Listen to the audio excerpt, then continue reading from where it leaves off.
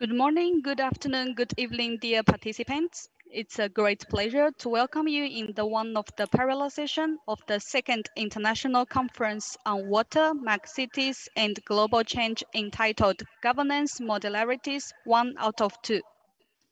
The session chair is Ms. Anne Pelletier-Le-Barbier, who is a professor at the National Center for Scientific Research of France. Ms. Pelletier-Le-Barbier, the floor is yours.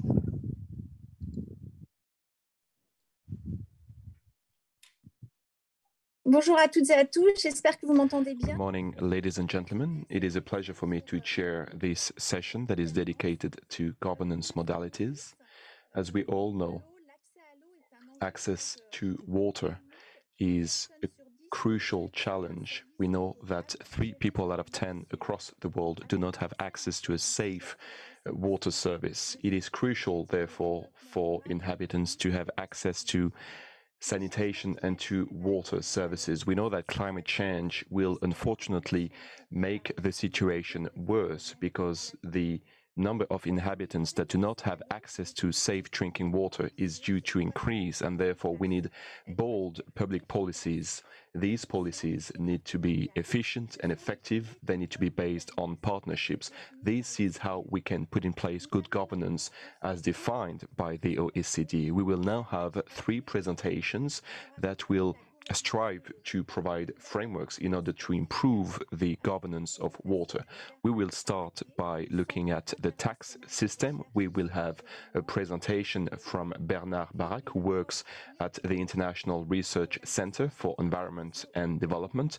We will then look at an integrated urban water management in Indian cities with Neha Midha, and who works for UNESCO at the New Delhi office. And then we will have a presentation from Narges Zivda, who works at the University College in London, who will talk to us about the Iranian experience. And without further ado, let me give the floor to Bernard Barak, who is an engineer. Before retiring, he coordinated an important research program on the sustainability of water services in French cities, looking at Europe, the US, Brazil, and Australia. And in 2015, as they were preparing for the climate change conference in Paris, he worked with the World Bank to look at reports on climate change when it comes to water, reports prepared by 22 cities across the world, cities that were looking at the various adaptation methods available. He wrote an article that deals with the way in which various EU member states are trying to recover the full cost of water services using taxes, tariffs, and transfers. And this will be the topic of his presentation. Over to you, Bernard. Good morning. Thank you very much, Madam Chairperson. Good morning to all of you. I think that I'll be speaking in English today so that we may continue using the language that my partners have been using. Okay, we'll cover the theme of how to cover the full cost. You know that in Europe, the Article 9 of the Water Framework Directive recommends that beneficiaries of services rendered by water use pay the full cost of these services, including environmental and resource costs, which are typically external costs. And we must say that this is usually not really practiced, even though in Europe, conversely to what happens in other parts of the world, full internal cost, that is operation and maintenance, plus a fair share of investment depreciation are taken in charge by the tariffs. Okay, so the problem is how to implement the best we can the full cost recovery, including what the OECD finally accepted to consider some years ago, I think it was in the Istanbul World Water Forum, where OECD came up with the idea that the sole tariff in many places of the world would not be able to cover the full cost for acceptability and social reasons. And so they considered that tariffs could be complemented by taxes and transfers. Okay, so, and in Europe and in the rich countries in general, this might make sense also. And in particular, when we see how we want to govern urban water, that is water services plus the articulation with water resources in megapoles. And this is typically the case here in Paris, where, for instance, the management of droughts and floods encompasses an articulation with an institution that runs upstream reservoirs in the distance from the city, or the quality of water that is taken from springs that may be polluted by diffuse pollution from agriculture, okay? So we will cover these issues together, and so let us start. Next slide, please. Okay. In fact, in Europe, most of the, as I said, full internal costs are covered usually by volumetric tariffs. There remain some subsidies from the government in some countries, but the problem is that externalities, environmental and resource costs are often left out. And as I said in the last sentence of this slide, any externality that is not taken into account and not considered and not calculated results in an unwilling transfer between categories of users. So the problem is, when the OECD mentions the transfers, it usually mentions possibilities to get subsidies from international financing institutions or low interest loans. But the question is, do we have transfers in Europe? And yeah, the answer is yes, we do. We'll see in the next slide. Please, next slide. Yeah, excuse me. We have very high connection rates. We have moderate consumption, and we have sort of a relatively well-financed water supply and sanitation services. But this success story must be nuanced today by declining water consumption. Do we have enough money still today to renew the old infrastructure? We all know that England and Wales, the British Isles, were the first probably to face this renewal issue because they were the first to install water supply and sanitation systems. But on top of renewal, we have the need to improve environmental performance. The directives of the European Union, the national regulations, etc. And then the question that comes immediately next, and we've seen that in several countries recently, in rich countries, if 1 and 2 targets are met, is the water price still socially acceptable? Do we have to solve this issue of acceptability by social tariffs or by reducing the tariff and financing part of the water supply and sanitation systems by taxes? And this is a question that has to be decided politically. In most European countries, water supply and sanitation is run by local authorities who are in charge. And so if they want to have a good governance, they must politically decide whether they are going to use rather the tariffs or rather the taxes. And in particular, when it is a matter of financing elements of water policies with which urban water is interacting, but could not be directly passed on consumers. Next slide, please. So I wrote here, why do we need a fourth axis on governance more precisely? It's not a surprise. It came as a surprise, rather, in the 1990s that water consumption started to decline. And since most of water costs were covered by the tariffs, reducing consumption was reducing the money coming in the water utilities. So in fact, water conservation ends up being opposed to the fixed costs of assets renewal. Full cost pricing may become unaffordable for part of customers. And remember many years ago already, the two British colleagues, Fitch and Price, who found out the impact of prices on ability to pay, and they invented the first idea that people should not pay more than 3% of their revenues to get access to water services, okay? But then solving the issue through growing block tariffs has been controversial because it may have unsuspected social impacts.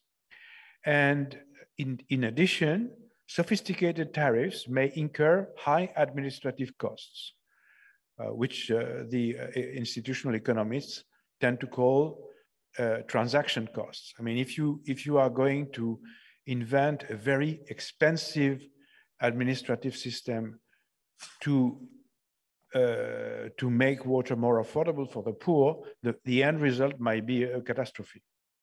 So as we found out in my former lab, consumer justice does not equate social justice. It is not possible to find a tariff that encompasses with no problem the three dimensions I mentioned on the previous slide. So it's a political choice.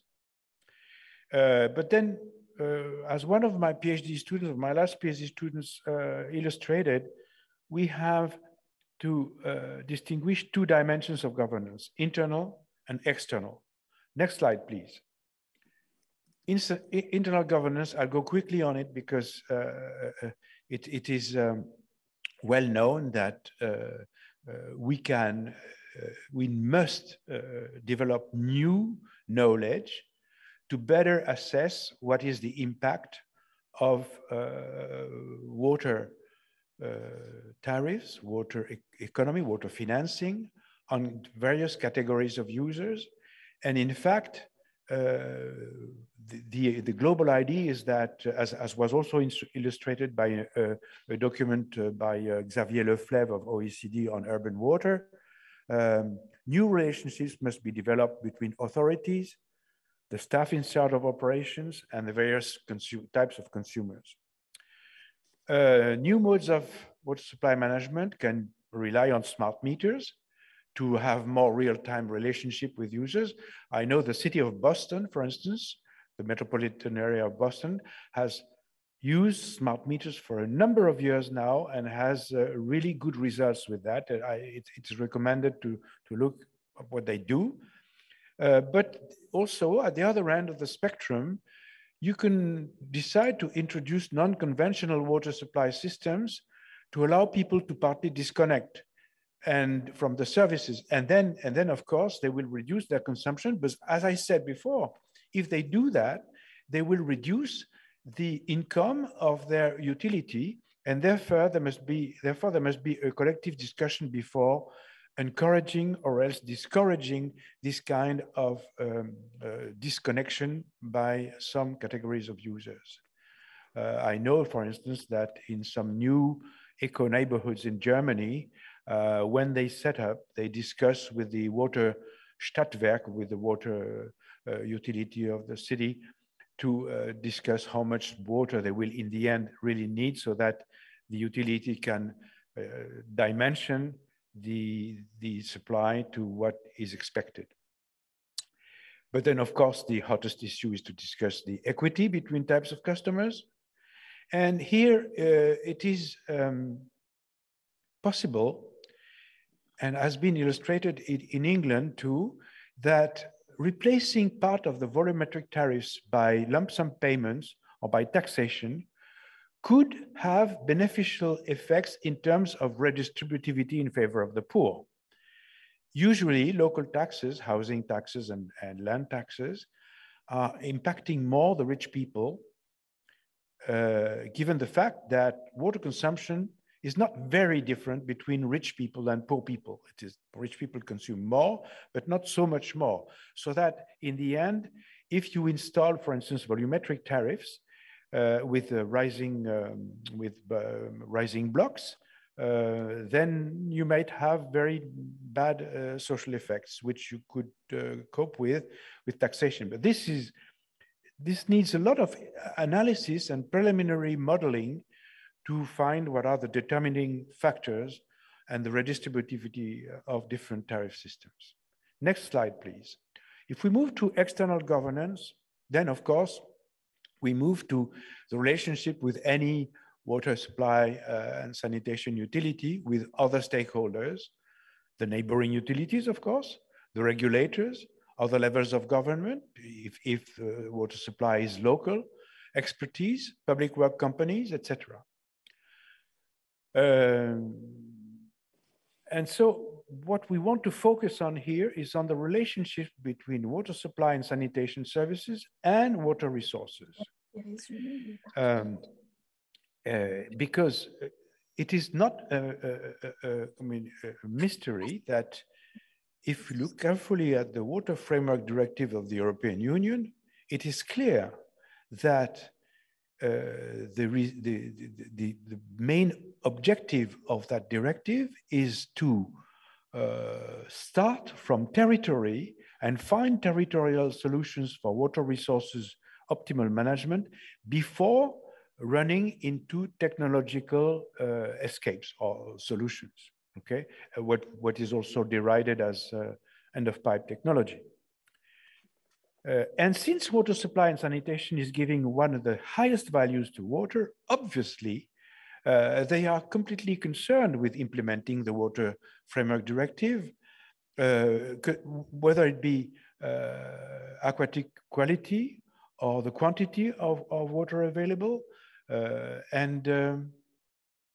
When we reviewed in our last research project what was going on in developed countries, most countries rely on upscaling utilities for the sake of making economies of scale and getting higher qualified staff. You see that in Portugal, as well as in Australia, of course, in France, and where municipalities were very tiny. So we are in the process of consolidating at a supra-municipal level, but still local. Typically, upscaling water supply and sanitation is completely, usually compatible with improvements in technology, example given desalination in Barcelona, and with downscaling policies like typically the eco-neighborhoods that I mentioned before. So there is a link between internal, external governance. All this makes the lookup for solutions quite complex. Next slide, please. If I come to what I was looking for, what was mentioned by our president on my present research and our present research, because we are several, we want to integrate water resources issues in the tariff, but if we do this, we may end up with unsustainable tariffs. So, and we still have to do something about the Water Framework Directive, Article 9. Many economists, and like typically my former professor, the late Peter Rogers, who was my prof in the US many years ago, they tend to think that tariff should cover it because it's consumer, water supply is a commercial service, so it might make it unaffordable. The problem is who should pay, in fact. If it's not going to be the tariff, should we tax the citizens, or should we try to get fees from resource users? And then you can relate the three types of payments to the three types of definition of status of water resources. Are water resources a public good? In some countries, water resources are nationalized. They are a public good. Are they a market good? Many of you know that last December in California, or December 2020, in California, a water market was set up in the Mercantile Exchange in Chicago to create a water market. So this is very specific to California, but it's not supposed to take place in Europe in any case. But the question is water, in some cases, at a local level, a common property between its users, which then would depend on instances of community management, like have been developed and defended and proposed by people like Elinor Ostrom. So if the question is, if a utility has to cover costs related to water resources management, flood control, biodiversity protection, it may become incoherent for water authorities to add up these costs on water bills. They rather should tax the citizens. And in fact, in France, for instance, now, as concerns biodiversity and flood control, local authorities are authorized to levy a tax on a housing tax and a land tax to cover these costs, which is in fact totally insufficient now, but it's not going to be borne by water bills, this part, okay? Next slide, please. I want to go quickly, very fast on this because there is a difference, in fact, from institutional economists between water services and water resources, okay? This two-entry matrix was in fact set up progressively, starting with a German anti-Nazi refugee in the US named Richard Musgrave, who said that in order for a good to be a market good, it had to be rival and exclusive. And then, of course, as soon as he said that, people imagined that there could be two entries and therefore four possibilities. In general, in Europe, now they are developed and they are commercial, paid by water bills. Water supply and sanitation are club goods. But water resources are often common pool resources. So the question is, how do we move from one to the other? And I mentioned here that common pool resources, in order to be well managed, need institutions whereby water users will abandon their freedom and accept some self-constrained rules which are supposed to be equitable. While water supply and sanitation, you are free to use it. And if you use them, you have a tariff which is the same for all. So there is a big difference between both. And I tend to recall that many people who defend water as common pool, water as a common good, tend to mix up resources and services, which doesn't help. Next slide, please. To illustrate what I say, we have good illustrations of what is water as a common pool in Europe. The oldest example, going back to the Middle Ages, is the Dutch water boards, waterschappen, as they call them. There were 2,600 waterschappen in 1945-50. Then there was the big flood which killed so many people. So they were in a process of consolidation afterwards. And today there are only 21. So in these water boards, urban residents have seats together with farmers and industry, but local authorities don't have seats. So in fact, the costs of managing water control of floods and prevention of floods and also sewage treatment are borne by taxes, and domestic users pay a family tax based on a family size of 2.5 people, except for people who live single who pay for one. It's a very simple system, which is not related with drinking water use, and there's no reason to relate flood control and even sewage treatment, if you think about it, to drinking water volumes. It can be debated. And so this is the case in the Netherlands. In the Ruhrgenossenschaften, in Nordrhein-Westfalen, in northwest Germany, Düsseldorf, Dortmund, Essen, these large cities, with a lot of industry. The Ruhr was one of the most industrialized areas in Europe, with dramatic episodes of pollution. It is local authorities which have seats together with industries and various NGOs, and the levies they pay for the common pool institutions are transferred on either water consumers or citizens through tariffs or taxes, depending on whether the payment corresponds to a service or not. In France, we have a problem because when the French invented the Agence de l'eau, few people know that, in fact, they followed the Ruhr model. They discovered through a French engineer who spoke German, Russian, English, and who was, in fact, representing France in the first water decade in UNESCO here, Mr. Chéret. He discovered the Ruhr model. He tried to import it in France, and he was blocked because in France, under constitutional rules, there cannot be a direct representation of private actors in institutions which manage public money. And after some years of hesitations, the levies of the Agence de l'eau were considered as taxes and not as service fees.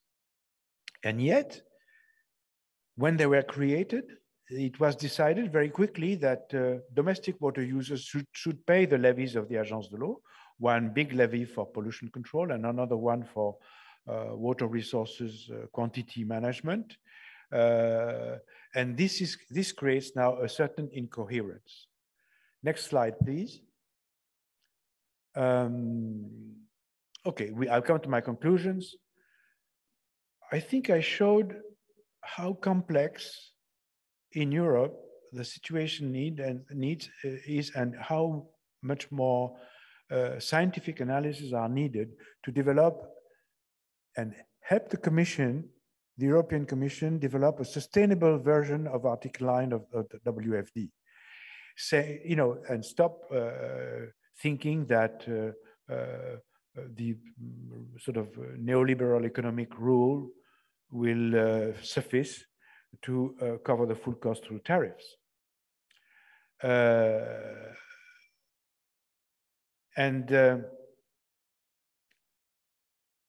If tariffs are going to become unaffordable, then one must find financing alternatives. In the discussion, if we have time, I will discuss the case 525/12 of the European Court of Justice, which condemned the Commission, which was trying to sue Germany for not implementing Article 9 correctly. And so the problem is how to give the possibility of users of an aquatic environment at local level, at catchment level, to set up institutions that would be self-financed, where they would pay mutualized service fees. Typically, in France, we have a serious problem with diffuse pollution control from agriculture and its impact on water supply. And in many cases, as has been illustrated in Germany, in Netherlands, in Switzerland, it might end up being much cheaper to pay farmers not to pollute rather than to take the pollution out once they have polluted. So payments for environmental or ecosystem services might be justified. And catchment institutions could be very well placed to organize this kind of discussion and transfers between users of water supply. But you can also generalize these transfers and as I call them, create mutualized service fees.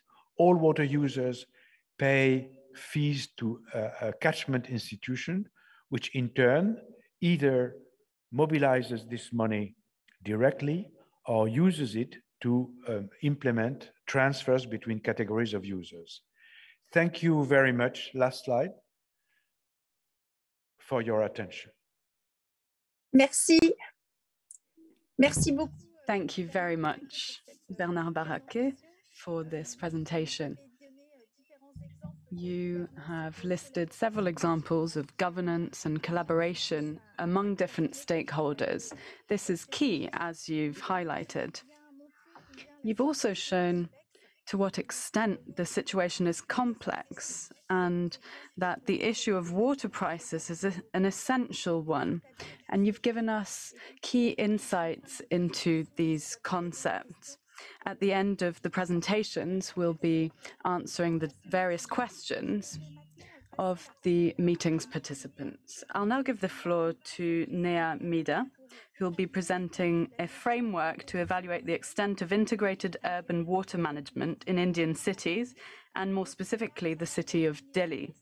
Neha works at UNESCO in the New Delhi office, where she provides technical and operational support to the program on man and the biosphere and the Intergovernmental Hydrological Program for 6 Southern Asian countries.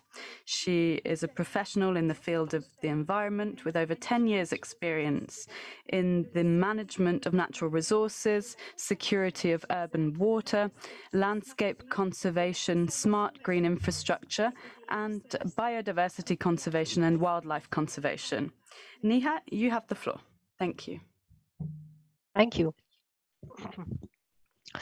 So this study is about a framework to evaluate extent of integrated urban water management in Indian cities and demonstrating the application, especially for the city of Delhi, which is the capital of India.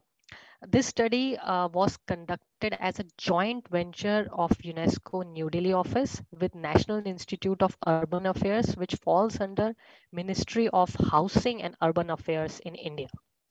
Next slide, please. Water security is a top global priority today. Rapid population growth coupled with unsustainable water withdrawal, poor infrastructure has given rise to water crisis supplied across the world. We all know these numbers, like over 2 billion people live in country experiencing high water stress, about water scarcity. About 4 billion people experience severe water scarcity at least 1 month of the year. Similar with drinking water, 3 out of 10 people don't have access to safe drinking water, and 6 out of 10 people don't have access to safely managed sanitation services. And all these issues has been exacerbated by the climate change. Next slide, please. Today, more than 50% of the world population live in urban areas, a proportion that is expected to increase to more than 70% by 2050. Thus, it's not surprising that the water security crisis is more pronounced in cities. And one of the most vivid examples in this regard is the Cape Town in South Africa, the water crisis in 2080, where the city was within the days of reaching ground zero. Thus, the effective management of urban water cycle is the key to understanding and addressing the water security problem for any city in the world. Just one click, please. Yeah. So the addressing these new challenges faced by any city of the world can no longer be done by the usual conventional supply side or purely engineering solution that typically looks at problem in isolation. There is need to make a transition from silo style of management to a system approach that consider entire urban water cycle and water use sector in an integrated manner. Without going into much of the detail about integrated urban water management, just in a crisp sense, this approach is where all the component of urban water cycle, water supply, sanitation, storm water are managed in a holistic manner. It seeks to leverage on natural systems such as constructed wetland, soil aquifer treatment, a bank filtration system as a mean to complement existing grey infrastructure solution such as water treatment plants, centralized sewage system, etc. Even it takes into consideration all the stakeholder engagement, including the communities. In India, integrated urban water management has been propagated as a contemporary philosophy to manage urban water sector since 2015. But still, it has not taken up as enthusiastically as envisaged for different reasons. The existing knowledge in India about this approach and its role and its importance is quite high, but translating this knowledge into practice is still lacking. And this is where we have introduced this study. Next slide, please. Thank you. This is the study where a city, if we would like to evaluate its status of integrated urban water management, can use this framework to understand its status. It does so by identifying some vital criteria that are crucial for implementation of integrated urban water management in studies. It evaluates city against these criteria to get a sense of how it fares under integrated urban water management spiral. And if it does not, the assessment will at least provide useful insights for improvement. In terms of methodology, it was done through a thorough literature review of case studies across the world. This was to understand and identify the critical factors for success, challenges, and lesson learned. Based on the literature review, 10 of the most relevant criteria for implemented integrated urban water management were identified and contextualized for the Indian condition. Second, these identified criteria were then again grouped into three heads. The first is enabling environment, second is institutional arrangement, and the third is management instrument. Next slide, please. So the first criteria, which is under enabling environment, is about water related policies and strategies. It includes different forward looking water policies and strategies. So the framework, it looks at what kind of water related policy and strategy that a city has, and are these policies encourage a system approach or not to manage the water sector and create a firm foundation for the integrated urban water management implementation. The second criteria is center, state, and city equation. This criteria is important from a political point of view to ensure that city receive adequate amount of financial as well as administrative support from center and state in order to implement integrated urban water management interventions. The third criteria is financial status of a city. A strong financial status of a city is more likely to result in higher level of ambitions for integrated urban water management intervention, particularly in areas that are cost intensive. Next slide, please. The fourth criteria under institutional arrangement, it's the coordination between different water related agencies within the city. In a city, there are typically number of agencies tasked with managing different elements of the urban water sector. For a successful model, there is a need for these agencies to work together. So this is what this criteria evaluate for a city. The fifth criteria is target reforms and regulation. It talks about if the cities already have a contemporary reform and regulation for water management that are grounded in the principle of sustainable development, which makes it easier to implement integrated urban water management. The sixth criteria within this framework is human resource capacity.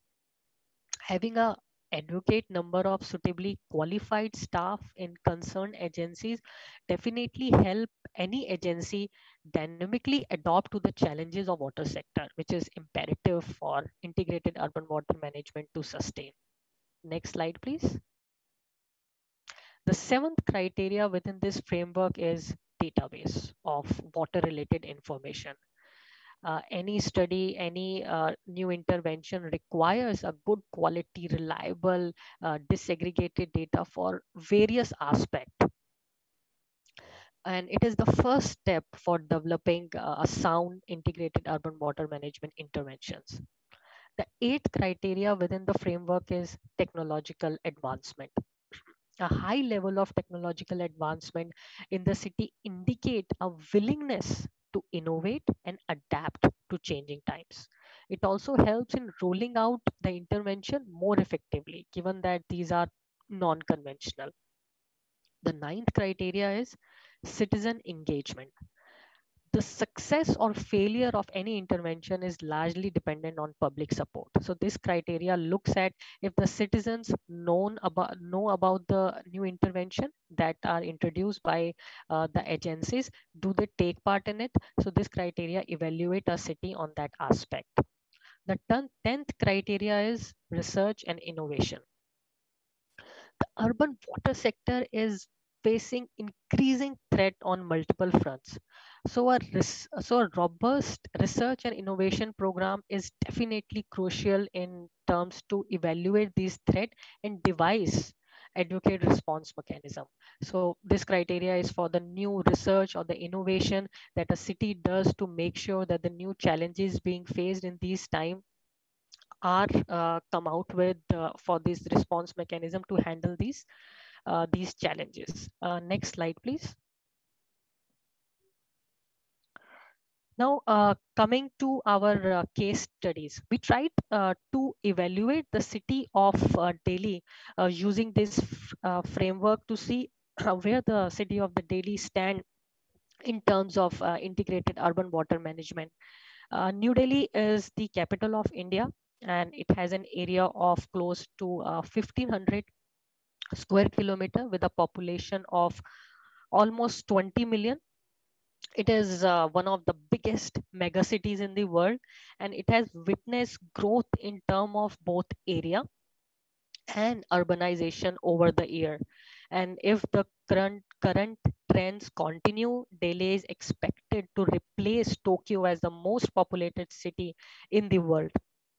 If we look at the water resources, there are four water sources for Delhi, and the water demand presently is 1140 million gallon per day, and there is a shortfall of 200 million gallon per day for Delhi. And this water infrastructure, there is a coverage of close to 88% for the city of Delhi through a pipe network of 14,000 kilometer. The wastewater generated by Delhi is 720 million gallon per day, and the wastewater reuse is not even 100. And the number of water related agencies for the city of New Delhi is 50. Next slide, please. So we found out that so how Delhi is faring in terms of different criteria that we try to fit in this framework. With the first criteria on water related policies and strategies, as I said, that at the center level or at the federal level, water management is among the top priority in India. Since 2012, it has a water policy that define broad contour of strategy for water management in India. In fact, recently in 2019, the government merged two central ministries, that is the Ministry of Drinking Water and Sanitation and Ministry of Water Resources, into Ministry of Jal Shakti, that's called water resources. One of the main reason was to make sure that all the water supply, demand, sewerage, everything is managed holistically. Coming to management at the city, that is the city of Delhi, It is managed through different policy or planning instruments. Since 2016, Delhi has a water policy with an objective of ensuring water security in the face of uncertain resource scenario.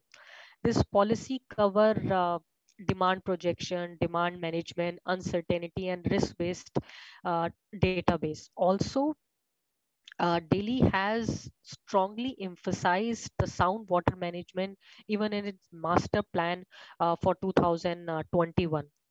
The third, Delhi even has a draft sector specific master plan for drainage and sewerage.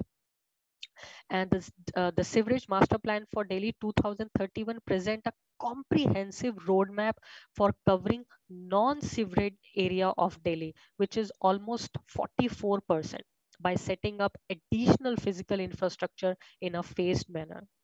Likewise, Delhi also has drainage master plan of irrigation and flood control department, which has outlined number of the intervention to mitigate the flooding risk in Delhi. The next criteria that we evaluated Delhi on is its center, state, and city equation. Delhi has unique administrative setup. It is a state with a democratically elected government. At the same time, some aspect of governance come under jurisdiction of center also. Water is a state subject. However, some aspects that are crucial for ensuring overall water security of the city, such as urban planning and design, are under our center subjects. Thus, the coordination of center and Delhi is really important to make sure any intervention goes through in Delhi. And but Delhi is among the richer city or states in India. Therefore, its reliance on center for funding is relatively low. But for any policy, any other administrative support, the mutual support is required by Delhi. The third criteria is financial status. Like I said, Delhi is among the richest city or states in India. It ranks second among all states and union territories India in this aspect, with a per capita domestic product of USD 4,000 in 2018. This offer a city a lot more flexibility in to invest in water infrastructure and technology. For example, the budget earmarked for water supply and sanitation increased from $184 million in 2007 to $300 million in 2018-19. Similarly, operating revenue of Delhi Jal Board that has been increasing over the last years. While this does not account for full cost recovery yet, but we found that increasing trend of revenue collection is certainly promising. Hence, from a financial perspective, Delhi is quite well equipped to invest in projects, intervention, and technology to facilitate integrated urban water management in the city. Next criteria is coordination among various water related agency. Like I mentioned, uh, Delhi is managed by 15 different line agencies. The water supply and sewerage sector in Delhi is managed by Delhi Jal Board. However, 11 agencies manage stormwater in Delhi, and which is quite unique and is not found in any other Indian cities. This division of responsibility among agencies is based on length, flow, and location of drain. However, in some case, multiple agencies are responsible even for a single drain. For example, construction and maintenance of a large drain, which is a natural one, is a responsibility of irrigation and flood control department, while the disposal of silt removed from this drain is the responsibility of municipal bodies. There are challenges with coordination and cooperation in managing these drains, as would be expected when a number of stakeholders are involved. The stormwater management does require a holistic consideration of the drainage pattern within the city and cannot be conducted in isolation. Thus, because of this large number of agencies, the case for integrated urban water management is quite weak for Delhi. The next criteria is target reform and regulation. Delhi has a number of significant city-wise target reform and regulation in almost every relevant domain to manage the water sector. The Delhi water policy of 2060 has many forward-looking and ambitious reform for this sector. These include ensuring access to water to every resident of the territory for their minimum requirement. It has increased the recycled wastewater reuse to 80% by 2026 and curtailing distribution losses to under 5% by 2090 and it envision to attain water table recovery to 1995 level by 2030, achieving 100% metering by 2022. Although some of the reforms which were launched recently can be even counterproductive at large if we when we try to evaluate different reforms that are in Delhi. For example, even today industries are allowed to operate their own tube wells and bore wells at a nominal cost of $22 per month to $56 per month for water packaging industries. Thus, it can be concluded that reforms and regulation in Delhi for supporting integrated urban water management are therefore a mixed bag. Next slide, please. Sorry, Ms. Miha, sorry to interrupt you, but you have 3 minutes left. Okay, thank you. Thank you. Thank you. So I will take up the most important criteria to give overview of the framework. Coming to water related information and assessment criteria, Delhi has a unique geospatial Delhi limited database where all the agencies provide the information, and thus Delhi does have a good amount of data on water sector. Coming to next criteria on technological advancement, Delhi has quite been open-minded in terms of trying on different new technologies, but like it adopted different new technology in the recent years to come. It has a real-time monitoring system for water quality and have app for bill generation and online payment. So it does quite well in terms of technological advancement. Coming to citizen engagement is mainly more about advocacy and awareness as compared to involvement of citizen in actual management of urban water sector.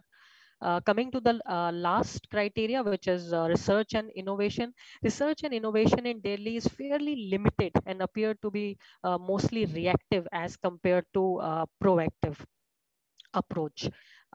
Next slide, please. Yes.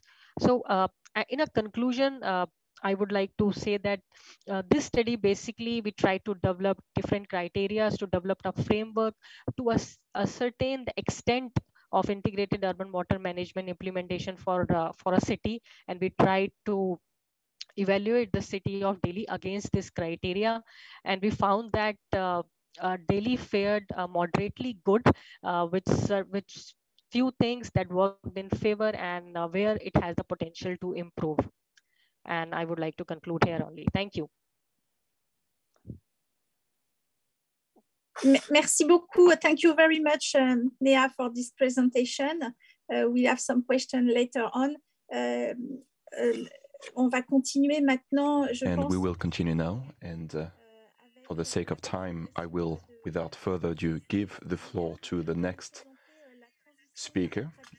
Narges Sivda will be making a presentation called Transition by Tradition, Rethinking the Governance of Water Infrastructures in Today's Iranian Cities. And therefore, I will give you the floor now, and then we will have, I hope, more time for the question and answer session. So you will be talking about the Qanat system that was invented in Iran. And I give you the floor now. Thank you so very much. Hi, everyone. As a part of this session, I'm going to present my research titled Transition by Tradition, which aims at rethinking the governance of water infrastructure in today's Iranian cities. Next, please. First, I'm going to give a brief introduction on Iranian urban water infrastructure called Qanat, followed by the problem, objectives, and methods of this research. Central to this analysis, I'm going to go through the transformation of both urban landscape and water governance modalities in Tehran capital city. And in the last part, the results and conclusions of this research will be presented. Next. Inscribed in UNESCO's World Heritage List, Persian Qanats are unique hydraulic infrastructure ancient Iranians devised to extract, preserve, and use groundwater in their mostly arid and semi-arid regions and cities. It depends not only on engineering knowledge, but also a refined communal management system. Qanat used to be socio-technical systems whose ownership and management was subject to a community-based partnership, resulting from collective practices of several stakeholders, civil societies, and community members. Not only they played an important role in the emergence of the villages and human settlements, but also they could impose some kind of order on the way cities and villages formed or developed or distributed throughout a certain region. As an example, the amount of Qanat's water supply could determine the rate of population growth and physical expansion of human settlements. As the birthplace of this structure, Iran, my home country, has almost 50,000 strings of Qanats, of which nearly 200 strings lie beneath the city of Tehran. Altogether, Tehran Qanats network has a total length of about 2,000 kilometers. In this research, we are going to look at the key problems, for the Qanats in today's megacities. Due to the development pressures over the last 2 centuries and the emergence of the modern hydraulic structure like piped water supply, this domestic water system went into decline. Easy access to purified water from the tap led to gradual transformation in the role of Qanat from outstanding public asset to abandoned historic structures. In recent decades, however, Qanats become a center of experts' attention for various reasons other than their heritage values. As a result of the global climate change, many countries in the arid regions of the world, including Iran, are likely to encounter long-term drought and water scarcity, as we all know. While modern water provision systems are expected to fail at some point in meeting the growing water demand, a considerable number of remaining Qanats are still draining groundwater without receiving any kind of maintenance for even several decades. The proven sustainability of this traditional low-impact water system became an added incentive for water sector authorities to put the Qanat rehabilitation scheme on the agenda. But when we look at the previous initiatives to date, some kind of intervention have been taken in this regard with a predominant focus on physical and technical restoration. Still, it is becoming evident that such initiatives won't be successful without including socio-cultural and community engagement aspects and management mechanisms in the process. Moreover, given the dramatic socio-spatial changes that is happening in the megacities right now, the previous status and role of Qanats can never be revitalized in the same way. Therefore, we believe that Qanot system needs to be adapted to the present circumstances, meaning its status in the city should be reviewed, rethought, redefined according to the transitions of the past centuries. To achieve such an understanding, the course of changes take place in two different aspects should be reviewed. First, the coexistence and the interrelation between Qanot system and urban environment. And secondly, the governance mechanism of the urban water infrastructure, which is of high value for this research. This research therefore aims to provide solution for effective rehabilitation of Qanots in contemporary Tehran by rereading the urban and social change both in the megacity since the early 19th century and taking note of the transitions that happened in the urban built environment and governance regime over the last century.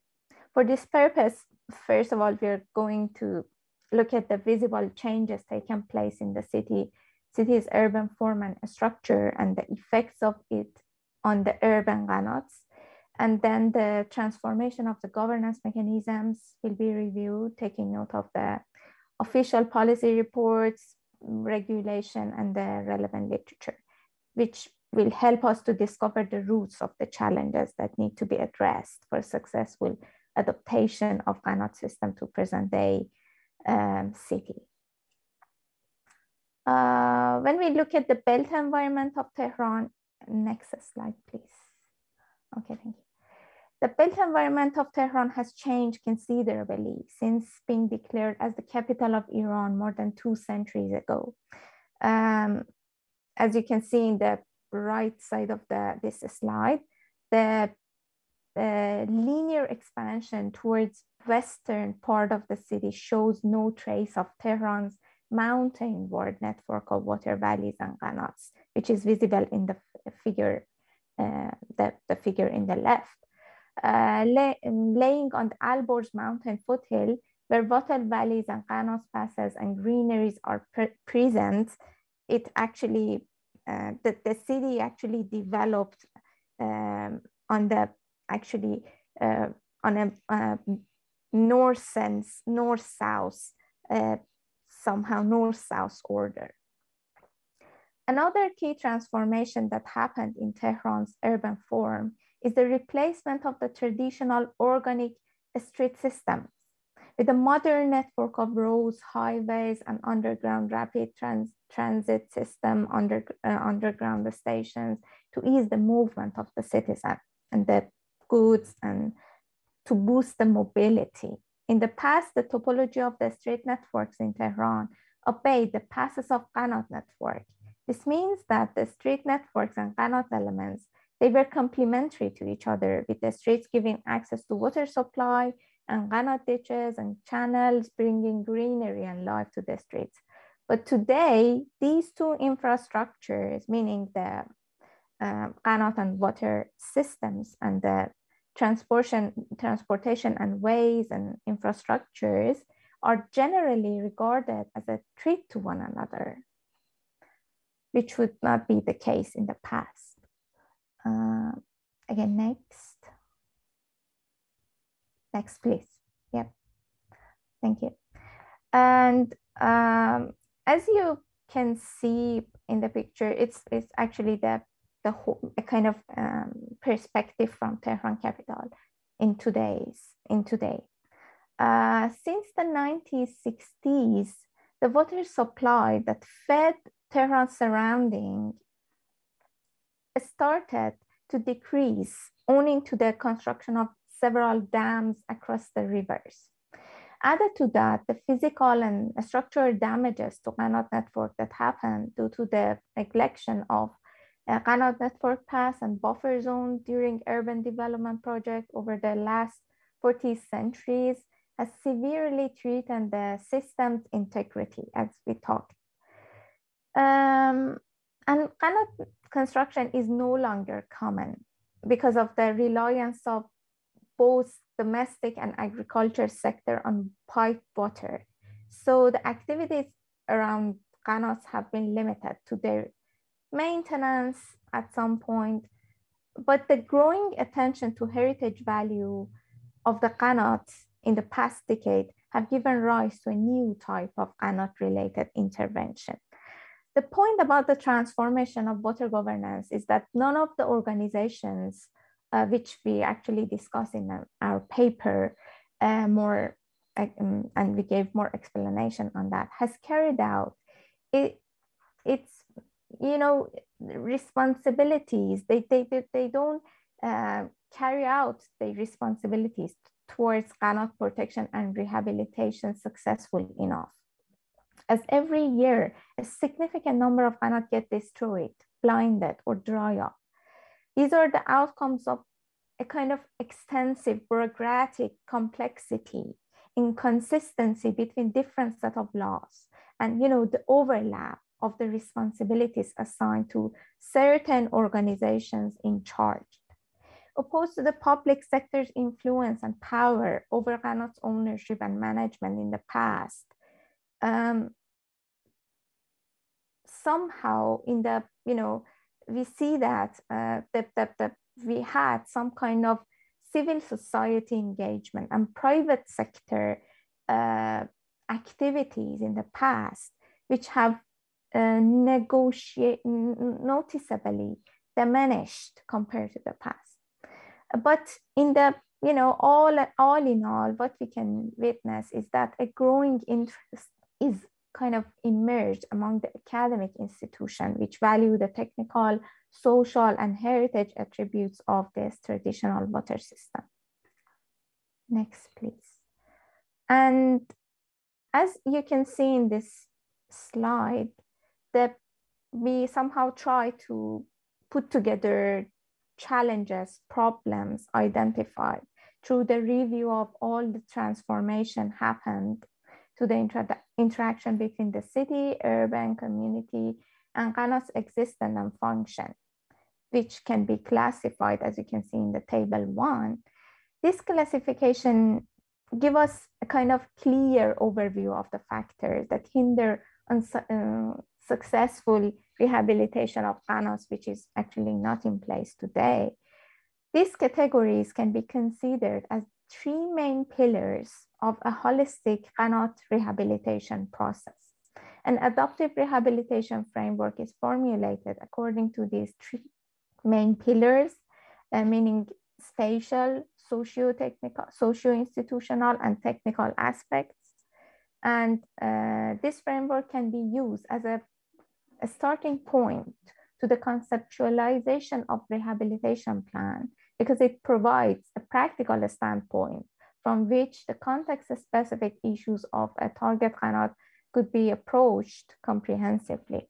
Also, the challenges and layers included in this framework facilitate the stakeholder engagement process, where they provide an inclusive basis for creating an initial list of all the potential stakeholders whose interests, influence could be further investigated through the rehabilitation program, which is actually part of another research I'm currently working on.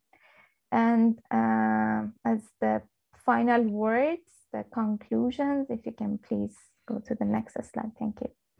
Adopting water governance to changing needs while coping with the uncertainties caused by climate change, urbanization, and demographic growth is key for inclusive, safe, and resilient cities. Whether the water is a kind of challenge or an opportunity for megacities like Tehran largely depends on how well and efficiently it is governed. Accordingly, the ancient Iranian water infrastructure of qanats cannot be conserved and revitalized properly without considering both urban and social change, which is happening constantly in the city and started from the past century. An investigation into the transformations in 2, pivots of spatial structure and urban management regime in Tehran has revealed how the peaceful coexistence of qanat and city has turned into the recent problematic relationship. The findings from this review proves that qanats need to be more need more than physical renovation. With the city becoming more and more complex and multi-layered as a result of transitions, they experience and need to go through a transitional phase as well. They need to be adapted to the present day circumstances of the city life. But this doesn't mean that the past tradition of anode construction and management should be totally neglected. On the contrary, the insight from the past are the best grounds upon which this transition could be built.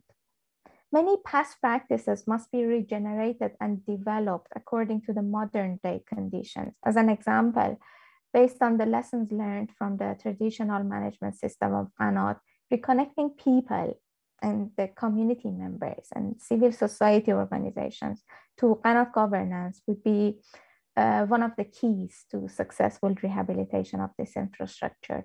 Anode conversation and rehabilitation need to be evolved and co-evolved based on the changing circumstances of contemporary megacities.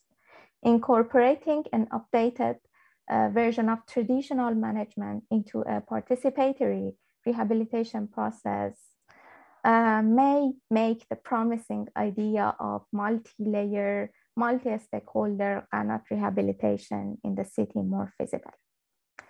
And the last slide. Thank you so very much for your attention. Thank you. Thank you very much, Narges, for your presentation. That was very interesting. Thank you very much. Cette présentation nous montre. This presentation shows us that we are still defining the procedure in order to address the complexity of the issue at hand. Thank you very much. If CANATs are to be operational, this will involve technical, socio-institutional and urban environmental measures. CANATs must be rehabilitated with modern cities. We need to re-establish a link between the population and these traditions. Thank you very much for this very interesting presentation. I'll start with a couple of questions. I wondered whether you had studied the effects of climate change on CANATs, and do these present any interest to you for the future?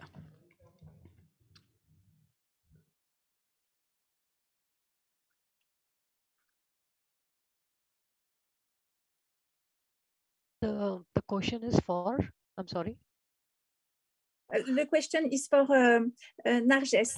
En fait, for Narges. I would like to know if the climate change consequences were assessed to understand CANAT relevance for the future. Yeah, thank you for your question. If I understand correctly, you want to ask me if the climate change conditions are considered together with the transformation. Yes, this actually has, several impact on together with the climate change impact in the cities. For instance, let's say when we change the hydraulic infrastructure in the cities, we somehow diminish the greenery and the waterways, which would somehow drain water in the city. And when it comes to the climate impacts, when the city face flooding, for instance, as a kind of climate change impact, it comes together with the issue of ANOT's somehow rehabilitation. For instance, when the city used to be flooded in the past, the ANOTs would somehow help together with the water valleys to somehow drain water. But today, when we somehow put the ANOT system and the traditional hydraulic system aside, when we face climate change impacts, we are gonna, face with, more problems and issues, which usually is basically due to the new intervention in the cities. And, there are, lots of things to say about the impact of climate change and ANOTs, which would not be, appropriate for this session, but I'm working on a research which would consider the relationship with those two as well. Thank you. Thank you. Thank you very much. There is some questions on the chat for Nea Minda. I will read the question.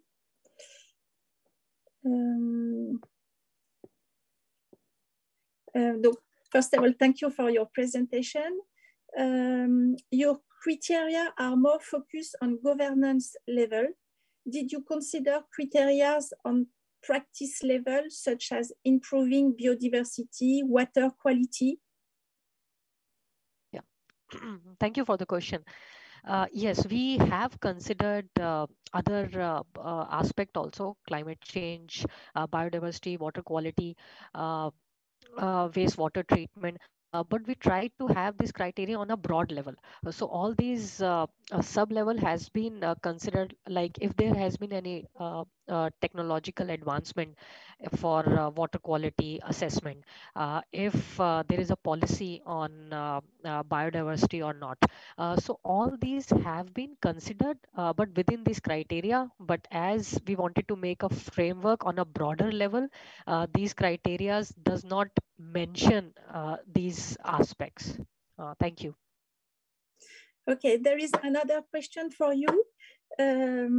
Is there any sensitization for the population regarding water consumption waste, like it happened in Cape Town? Surely. I mean, we found out that in India and in Delhi, there are many advocacy that goes on, especially with students at college level about water conservation.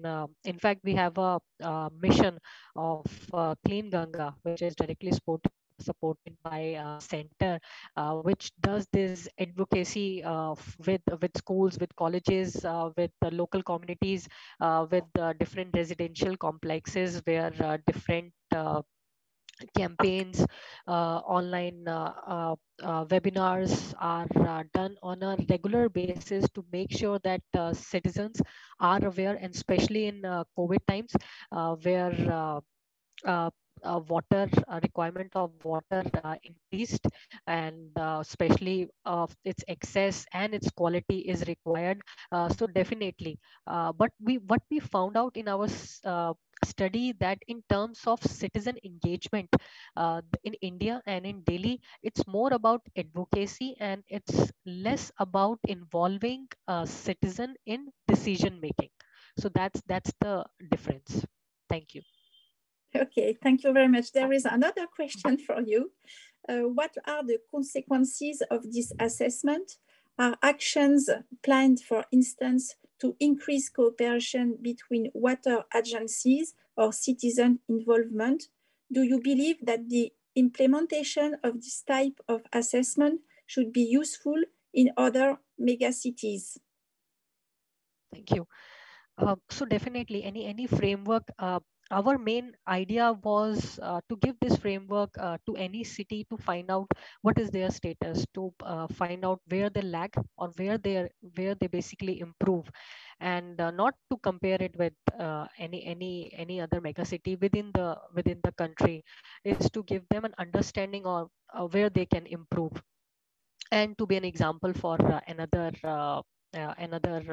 city in terms of improvement within different line agencies.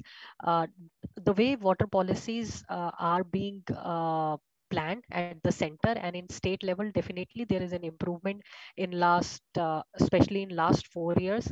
I mentioned that in 2019 only 2 ministries in India were merged to make sure that all the urban water management is done under one ministry, to make sure that it's done at the governance level is better. Similarly, at the state level, line agencies, there's a better coordination now in terms of Delhi did not have a proper water policy till 2015. In 2016, and the new water policy came in, it clearly defined the structure of each of the line agencies and how work plan of one agency will line up with the work plan of other agencies. So definitely there has been an improvement. And in the last part, the framework is definitely can be used by other mega cities in the world to understand their status, but it has to be contextualized based on that mega city. Thank you. Thank you very much. Thank you very much. That was very clear. There is another question, but for Bernard Barraquet. Would like to know if you can give some example of the mutualized service fees paid by user of aquatic environment at catched level for a common pool resource institution for the organization of an environmental services payment. Well, you have thank you for the question. Yes, thank you for the question. I can try to answer that the best I can. The idea relates to the common pool resource approach. Instead of having a tax that would be paid for either to a local government or to a state, there would be service fees paid by different users of the same water resource who would get together and define who should pay what and get and agree on an allocation of the burden between themselves. That would be a mutualized service fee. The idea is then that the catchment institution could use this money either to invest directly in what it has to do, or return part of the money it has gathered to compensate those users who have of course done efforts that improve the situation of other users. And the case I mentioned was typically the case of diffuse pollution from agriculture, entailing payments for ecosystem services paid by cities, in particular mega cities, to concerned farmers who operate agriculture in the vicinity of their catchment points, their wells, okay? The example I gave also was the Netherlands, where the water boards typically get people to pay fees that are not related directly to their water use, but fees that are used to cover the costs of their operations. Today in the Netherlands, the 21 water boards run together the accumulated budget of 2.8 billion euros. Pardon, il nous reste juste une minute. Merci. Oh, sorry. So 2.8 billion euros, half of which for flood control and half for sewage control, sewage pollution control. Okay, and in the Ruhr, Genossenschaften, the German water boards, which exists only in that area, it's the same, where people pay fees corresponding to what they have agreed to pay together between industry, local authorities in charge of water services, farmers, and of course there are participation of local NGOs who can voice and participate in the deliberation. Thank you. Merci beaucoup. Merci pour cette réponse. Thank you very much for that succinct answer. This brings us to a close. I'd like to thank all of you for taking part today. This afternoon, we'll have other examples of governance approaches. We'll have very rich discussions. I'd like to thank all of our speakers from this morning for their quality presentations, and I'd like to thank all of you who have joined us today for this session. I'll now hand over my closing remarks. Thank you. Thank you very much, Ms. Pelletier, Labarbier, and all speakers for the very interesting presentation. Thank you, dear participants, for your attention and interest. Stay online. 3 more parallel sessions will start at 2 p.m. to discuss governance, modalities, technical and technological solutions, and a regional session on Europe and North America. Thank you very much.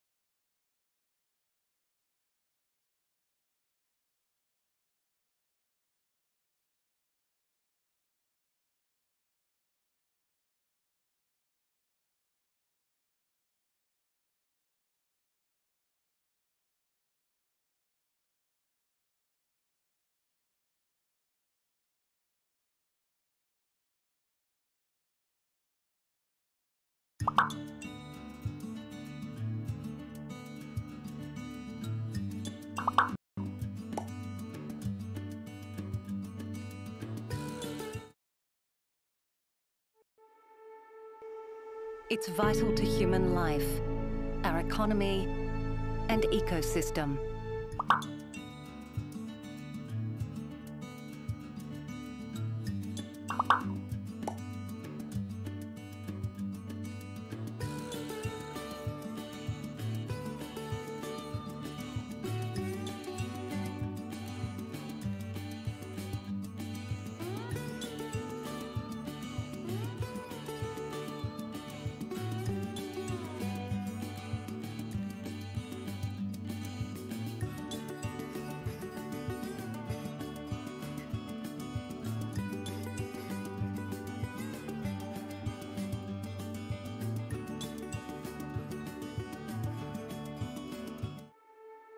Water. It's vital to human life, our economy, and ecosystem. The very survival of our planet. But water challenges are growing more intense than ever before. Increasingly volatile weather patterns fueled by climate change, crumbling infrastructure, pollution, and overpopulation that's causing a surge in demand for water. But now, new technologies are offering bold new ways to protect and optimize water, to help the world become water secure, and Xylem is leading the way. Xylem is a Fortune 1000 global water technology provider, dedicated to solving water and smart infrastructure challenges. We have a century-long track record of trust and reliability, providing leading-edge technologies, expertise and equipment to utilities, industrials. Le SIAAP assure une mission de service public pour produire et distribuer de l'eau potable aux habitants de son territoire. En 2020, il dessert 151 communes pour près de 4,7 millions d'usagers. Il distribue 800 millions de litres d'eau par jour, principalement grâce à ses 3 usines de traitement d'eau superficielle de la Seine, la Marne et l'Oise. Le patrimoine du SIAAP inclut par ailleurs 5 usines de production d'eau à partir de nappes souterraines, assurant un service minimum en cas de crise. Il est le plus grand service public d'eau potable français et l'un des tout premiers en Europe. En 2020, le SIAAP a mis en œuvre les moyens nécessaires pour assurer la continuité de ce service public essentiel. La mobilisation sans faille des agents du SIAAP pendant cette période complexe montre son engagement auprès des territoires et des usagers. Il a notamment continué à effectuer plus de 420 000 analyses pour surveiller son eau et garantir une qualité d'eau irréprochable. Dès mars 2020, tous les usagers du SIAAP étaient rassurés sur la qualité de l'eau délivrée, un service essentiel qui l'est encore davantage lorsque les populations sont confinées et au moment où se laver les mains régulièrement est l'un des gestes barrières les plus importants comme rempart contre la transmission de la maladie. Pour assurer la maintenance et le renouvellement régulier de ces infrastructures, le SIAAP a investi 91 millions d'euros en travaux cette année, mais aussi pour soutenir l'activité économique de son territoire.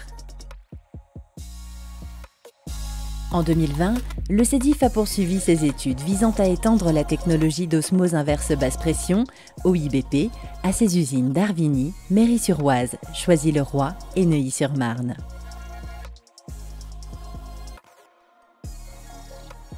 Le projet, vers une eau pure sans calcaire et sans chlore, a pour objectif de délivrer une eau toujours plus pure, très douce, agréable à boire, sans perturbateurs endocriniens et sans résidus plastiques. Le SIAAP poursuit son action pour maintenir sa neutralité carbone et s'inscrire dans les objectifs du plan climat-eau-énergie en réutilisant la chaleur produite par ses installations et en compensant ses émissions résiduelles de gaz à effet de serre. Ces innovations permettent au SIAAP de toujours délivrer une eau d'excellente qualité au bénéfice de tous, à un prix maîtrisé, en baisse de 10 centimes au 1er janvier 2020.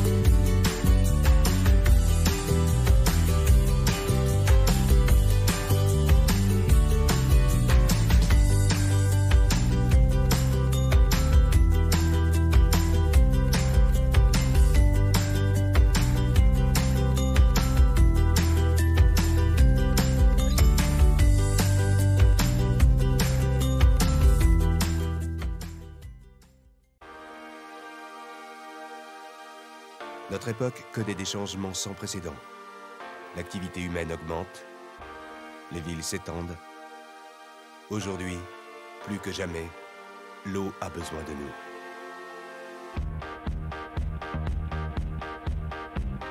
Le traitement de l'eau, c'est notre responsabilité. Une histoire d'hommes, de femmes, faite d'engagement et de savoir-faire. C'est notre histoire au SIAAP.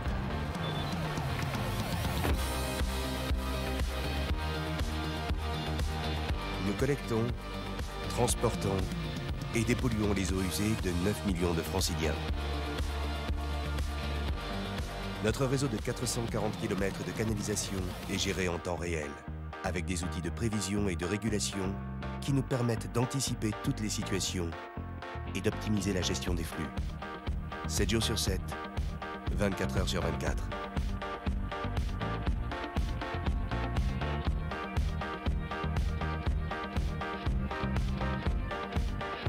Chaque jour, dans nos usines, nous traitons 2,5 millions de mètres cubes d'eau usée. Grâce à un savoir-faire et des équipements uniques en Europe.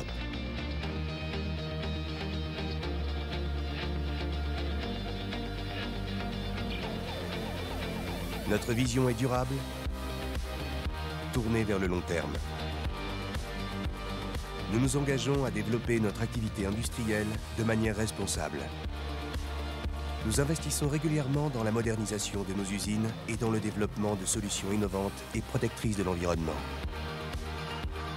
Chacun de nous, dans son métier, se sent porteur du service public et de l'intérêt général, au service de notre mission, la préservation du milieu naturel et de la biodiversité. Au SIAAP, nous sommes fiers d'être une entreprise publique forte de 40 ans d'expérience au service de l'agglomération parisienne. Et nous sommes plus de 1700 agents à partager cet engagement et cette passion. Pour aujourd'hui et pour demain.